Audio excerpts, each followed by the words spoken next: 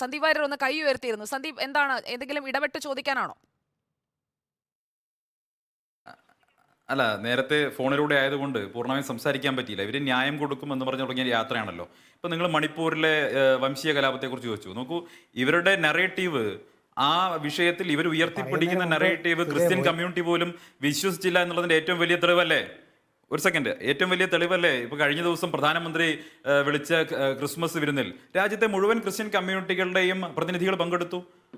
അപ്പൊ ഇവരുടെ നെറേറ്റീവിനെ Christian community പോലും ബൈ ചെയ്യുന്നില്ല, വിശ്വസിക്കുന്നില്ല എന്നുള്ളത് ഏറ്റവും വലിയ തെളിവാണ്. ഇനി മറ്റൊരു കാര്യം, അവർക്ക് ന്യായം കൊടുക്കാനാണെങ്കിൽ രാഹുൽ ഗാന്ധി ആർക്കാണ് ആദ്യം ന്യായം കൊടുക്കുന്നത്? സന്ദീപ് വാര്യർ, അങ്ങനെ കണ്ണടച്ചിരുട്ടാക്കരുത്. അത് ക്രിസ്മസ് വിരുന്നായിരുന്നു. മണിപ്പൂർ ചർച്ചയായില്ല എന്നതിൽ പങ്കെടുത്തവർ പറഞ്ഞതല്ലേ? അല്ല, മണിപ്പൂരിൽ ഇവരുടെ നറേറ്റീവ് ബൈ ചെയ്യുന്നുണ്ടായിരുന്നെങ്കിൽ സ്വാഭാവികമായിട്ടും സഭകളുടെ പ്രതിനിധികൾ അവിടെ വരില്ലായിരുന്നല്ലോ, അല്ലെങ്കിൽ അവർ എതിർപ്പ് പ്രകടിപ്പിക്കുകയായിരുന്നല്ലോ. അപ്പോൾ അവരുടെ നറേറ്റീവ് ഇത് ഒരു ഒരു കമ്മ്യൂണിറ്റിക്കെതിരായി, ക്രിസ്ത്യൻ കമ്മ്യൂണിറ്റിക്കെതിരായ കലാപമാണ് എന്ന രീതിയിൽ ഇവരുടെ നറേറ്റീവ് ആരും ഇപ്പോൾ എടുക്കുന്നില്ല. അത് എടുക്കാൻ ചിരക്കാണ് എന്നുള്ളത് നേരത്തെ നടന്ന തെരഞ്ഞെടുപ്പുകൾ, മേഘാലയ ഉൾപ്പെടെയുള്ള സ്ഥലങ്ങളിലെ തെരഞ്ഞെടുപ്പുകൾ തെളിയിച്ചതാണ്. ഒന്ന്. രണ്ടാമത്തെ കാര്യം, ഇനി രാഹുൽ ഗാന്ധിക്ക് ന്യായം കൊടുക്കാനാണെങ്കിൽ, കലാപത്തിലെ ഇരകൾക്ക് ന്യായം കൊടുക്കാനാണ് രാഹുൽ ഗാന്ധിയുടെ ഉദ്ദേശമെങ്കിൽ അദ്ദേഹം മണിപ്പൂർ വരെ നടക്കേണ്ട കാര്യമില്ല. അദ്ദേഹത്തിന്റെ വീടിന് തൊട്ട് പുറത്തേക്ക് ഇറങ്ങി 1984 കലാപത്തിന് ഇരകളാക്കപ്പെട്ട സിഖുകാർ അവിടെ ഡൽഹിയിലുണ്ടല്ലോ, അവർക്ക് നിങ്ങൾ ന്യായം കൊടുക്കുക. അവർക്ക് ന്യായം കൊടുക്കുന്നതിന് പകരം ജഗദീഷ് ടൈറ്റ്ലറെയും സജ്ജൻ കുമാറിനെയും ഒക്കെ ഇപ്പോഴും സ്വന്തം വാഹനത്തിൽ കയറ്റി വിവിധ പരിപാടികൾക്ക് പോകുന്നതാരാ? രാഹുൽ ഗാന്ധിയും പ്രിയങ്കയല്ലേ? അപ്പൊ ഡൽഹിയിലെ അന്നത്തെ കലാപത്തിന്റെ ഇരകളാക്കപ്പെട്ട സിഖുകാർക്ക് ന്യായം കൊടുക്കാൻ പറ്റാത്ത ഇവരാണോ ഇനി മണിപ്പൂരിൽ പോയി ന്യായം കൊടുക്കുന്നത്? ഒരു കാര്യം കൂടി പറയാം, UPA ഭരണത്തിന്റെ കീഴിൽ അല്ലെങ്കിൽ കോൺഗ്രസ് ഭരണത്തിന്റെ കീഴിൽ ആസാമിലും മണിപ്പൂരിലും നോർത്ത് ഈസ്റ്റ് സംസ്ഥാനങ്ങളിലും നടന്നിട്ടുള്ള വിവിധ വംശീയ കലാപങ്ങളിൽ കൊല്ലപ്പെട്ടവരുടെ എണ്ണം എന്ന് പറയുന്നത് ആയിരക്കണക്കിനാണ്. 62-ൽ ഇന്ദിരാഗാന്ധി അവിടെ പോകുന്ന സമയത്ത് നെഹ്റുവിന്റെ ഭയം മുഴുവൻ തന്റെ മകളുടെ സുരക്ഷിതത്വത്തിലായിരുന്നു. നെഹ്റുവിന്റെ കാലം മുതൽക്ക് അവിടെ നടന്നിട്ടുള്ള കലാപങ്ങളെ കണക്കെടുത്തു കഴിഞ്ഞാൽ, ദിവസങ്ങളോളം ബ്ലോക്കേഡുകൾ ഉണ്ടായിട്ടുള്ള കഥകൾ, ഹിസ്റ്ററികൾ എടുത്തു കഴിഞ്ഞാൽ, കോൺഗ്രസിന്റെ കാലത്ത് സംഭവിച്ചിട്ടുള്ള മിസ്റൂളിന്റെ ഭാഗമായിട്ടാണ് നോർത്ത് ഈസ്റ്റ് സംസ്ഥാനങ്ങളിൽ ഈ പ്രശ്നങ്ങൾ മുഴുവൻ ഉണ്ടായിട്ടില്ല. ഞങ്ങൾ നരേന്ദ്രമോദി സർക്കാർ നോർത്ത് ഈസ്റ്റിൽ വികസനം മണിപ്പൂരിൽ നമ്മൾ കണ്ടത് എന്താണ്? മണിപ്പൂരിൽ കണ്ടതിനെ എങ്ങനെയാണ് മറന്നുകൊണ്ട് ചരിത്രത്തെ കുറിച്ച് പറയാൻ കഴിയുക? അധികം പഴയതല്ലല്ലോ, 2023 തന്നെയല്ലേ ശ്രീ സന്ദീപ് വാര്യർ? നോർത്ത് ഈസ്റ്റ് എന്നല്ല, ഞാൻ മണിപ്പൂർ എന്ന് തന്നെയാണ് പറഞ്ഞത്. അല്ല, നോർത്ത് ഈസ്റ്റ് സംസ്ഥാനങ്ങളിൽ, നോർത്ത് ഈസ്റ്റിലെ മണിപ്പൂർ ഉൾപ്പെടെയുള്ള എല്ലാ സംസ്ഥാനങ്ങളിലും രക്തരൂക്ഷിതമായിട്ടുള്ളൊരു ചരിത്രം ഉണ്ടായിരുന്നു.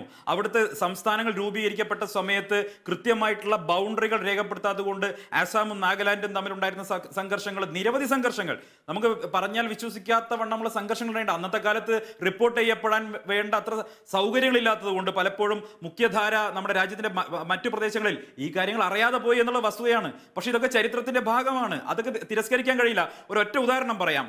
ഈ നോർത്ത് ഈസ്റ്റ് സംസ്ഥാനങ്ങളിൽ, മണിപ്പൂർ ഉൾപ്പെടെയുള്ള സംസ്ഥാനങ്ങളിൽ അവിടെ ഉണ്ടായിരുന്ന കോൺഗ്രസ് ഭരണകാലത്ത് ഉണ്ടായിരുന്ന നിയമമായിരുന്നു പ്രത്യേക സൈനികാധികാര നിയമം. MP രാജേഷ് ഉൾപ്പെടെയുള്ളവർ ലോക്സഭയിൽ പോയി പ്രസംഗിച്ച് നിങ്ങൾക്ക് ഓർമ്മയില്ലേ? അത് പിൻവലിക്കണമെന്ന് ആവശ്യപ്പെട്ടിട്ട് അത് എങ്ങനെയാണ് പിൻവലിക്കാൻ സാധിച്ചത്? എങ്ങനെയാണ് സമാധാനം കൊണ്ടുവരാൻ സാധിച്ചത്? ഇനി ന്യായത്തിന്റെ കാര്യം പറയാം. ഇന്ത്യയുടെ പ്രതിരോധ മന്ത്രിയായിരുന്ന ശ്രീ AK ആന്റണി പാർലമെന്റിൽ ഓൺ റെക്കോർഡ് പറഞ്ഞിട്ടുണ്ട്, അതിർത്തി സംസ്ഥാനങ്ങൾ അണ്ടർ ഡെവലപ്ഡ് ആയിട്ട് വെക്കുക, നോർത്ത് ഈസ്റ്റ് സംസ്ഥാനങ്ങൾ അണ്ടർ ഡെവലപ്ഡ് ആയിട്ട് വെക്കുക എന്നുള്ളത് ഞങ്ങളുടെ പോളിസി ആയിരുന്നു. എന്തുകൊണ്ട്? ഞങ്ങൾക്ക് ചൈനയെ പേടിയായിരുന്നു. പക്ഷെ ഇപ്പോ ചരിത്രത്തിൽ ആദ്യമായി നരേന്ദ്രമോദി സർക്കാർ അധികാരത്തിൽ വന്ന ശേഷം നോർത്ത് ഈസ്റ്റിലേക്ക് ട്രെയിൻ എത്തി. അവിടുത്തെ ജനങ്ങൾക്ക് ആദ്യമായി അടിസ്ഥാന സൗകര്യ വികസനം വന്നു, എയിംസ് വന്നു, IIT-കൾ വന്നു, അവിടെ ഹൈവേകൾ വന്നു, പാലങ്ങൾ വന്നു, ടണലുകൾ വന്നു, അവിടെ ആധുനിക സൗകര്യങ്ങൾ വന്നു. ആ 8 സംസ്ഥാനങ്ങൾ നിർത്തിയോ? കയ്യേറാൻ വന്ന ചൈനയെ വന്നതുപോലെ തിരിച്ചയക്കാൻ കഴിഞ്ഞത് മോദി ഭരണത്തിലാണ്. ഇവിടെ കോൺഗ്രസ് ഭരിക്കുന്ന കാലത്താണ് 62,000 സ്ക്വയർ കിലോമീറ്റർ ചൈന പിടിച്ചോണ്ട് പോയത്. അവസാനം ഓർമ്മയില്ലേ, ലതാ മങ്കേഷ്കർ പാട്ട് പാടിയ സമയത്ത്, ഈ മേരെ വതൻ കെ ലോഗോ എന്ന പാട്ട് പാടിയ സമയത്ത് നെഹ്റുവിന് ഇരുന്ന് കരയേണ്ടി വന്ന കാര്യം നിങ്ങൾക്ക് ഓർമ്മയില്ലേ? നെഹ്റു എങ്ങനെയാണ് മരണപ്പെടുന്നത്?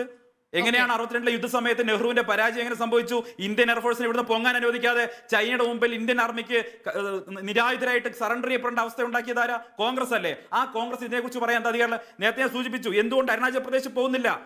ഞാനത് പറയാൻ കാരണം കോൺഗ്രസ് നിശ്ചയിച്ചിട്ടുണ്ട്.